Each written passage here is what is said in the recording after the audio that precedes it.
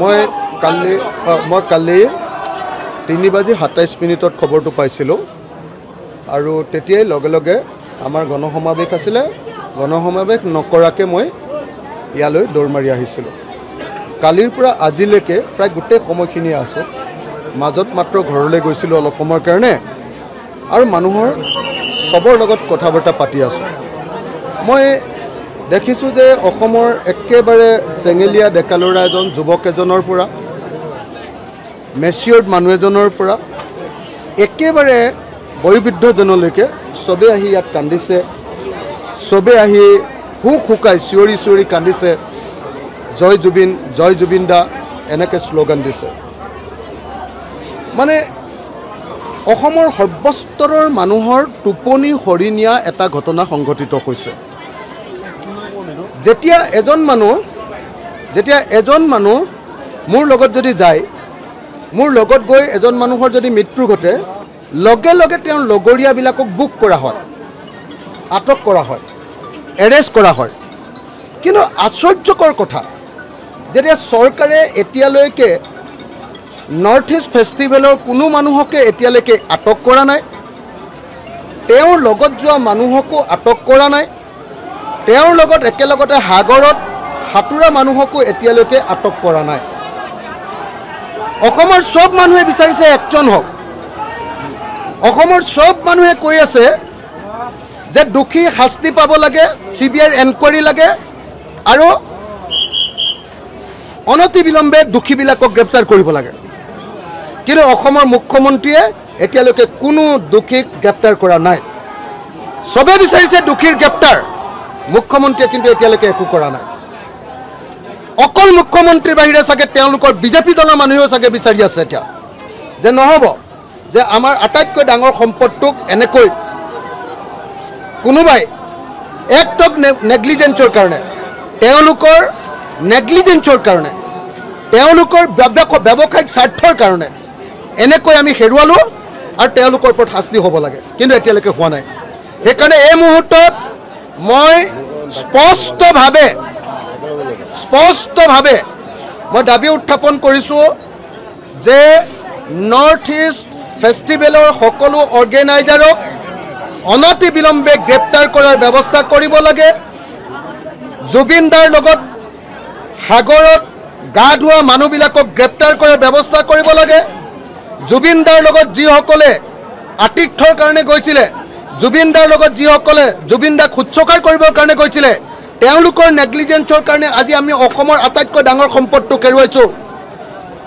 অসমৰ প্ৰত্যেকজন মানুহে কান্দিছে যোৱা ৰাতিটো গোটেই মানুহে উজাগৰি ৰাতি কটাইছে আজিও অসমীয়া মানুহে উজাগৰি ৰাতি কটাব অসমক ভাল পোৱা প্ৰত্যেকজন মানুহে এতিয়া হাহাকাৰ কৰি আছে কিন্তু এতিয়ালৈকে অসমৰ মুখ্যমন্ত্ৰীয়ে কৈছে বোলে মই CIDৰ তদন্ত দিম কি CIDয়ে গৈ আপোনালোকে নিজে কওক যে CIDয়ে গৈ এখন বিদেশী ৰাষ্ট্ৰত গৈ এই ঘটনাৰ তদন্ত কৰিব পাৰিব ছিংগাপুৰত তদন্ত অসমৰ পুলিচে গৈ তদন্ত কৰিব পাৰিব ভাৰতৰ সৰ্বোচ্চ তদন্তকাৰী সংস্থা CBI কিয় এতিয়ালৈকে তদন্ত ঘোষণা কৰি দিয়া হোৱা নাই এই অৱহেলা কিয় জুবিন দাৰ প্ৰতি এই অৱহেলা কিয় আৰু জুবিন দা যিবিলাক মানুহৰ অৱহেলাৰ কাৰণে মৃত্যুবৰণ কৰিলে যিসকলৰ একটক নেগলিজেঞ্চৰ কাৰণে যিসকলৰ স্বাৰ্থ পূৰণ কৰিবৰ কাৰণে লৈ গৈ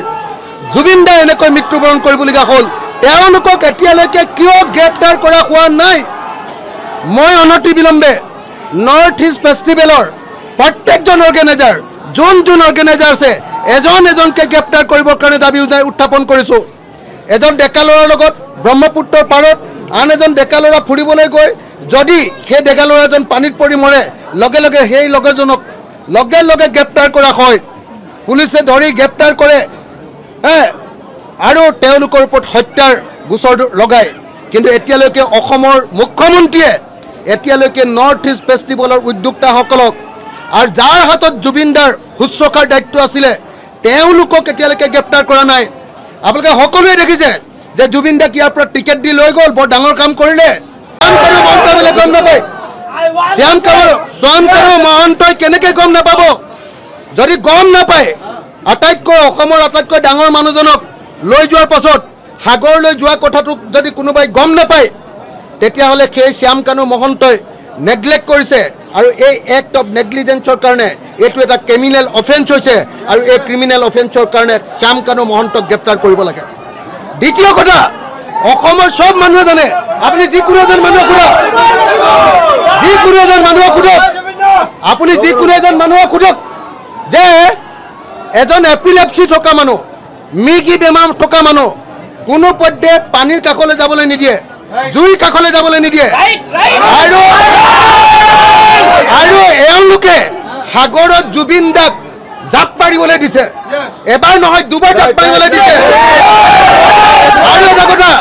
আৰু এটা কথা যে জুবিন দাক যে জাপ মাৰিবলৈ দিছে, আপোনালোকে ভিডিঅ'টো দেখিছেনে? জাপ মাৰোঁতে ভৰিকেইটা প্ৰথমবাৰতে কঁপি আছে, জুবিন দা দুৰ্বল, দেখিছেনে নাই? তাৰ পাছত যদি আকৌ এবাৰ জাপ মাৰিবলৈ দিছে আৰু এনেকৈ ষ্টিফ হৈ গৈছে, প্ৰথমবাৰ সাঁতোৰোতে এনেকৈ ষ্টিফ হৈ গৈছে, এনেকৈ একদম মানে জঠৰ হৈ গৈছে,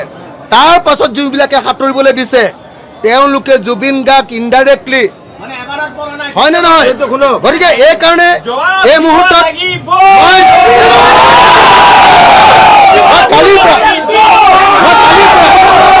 মই কালিৰ পৰা একেৰাহে থাকি এতিয়া অনুভৱ কৰিছো যে জুবিন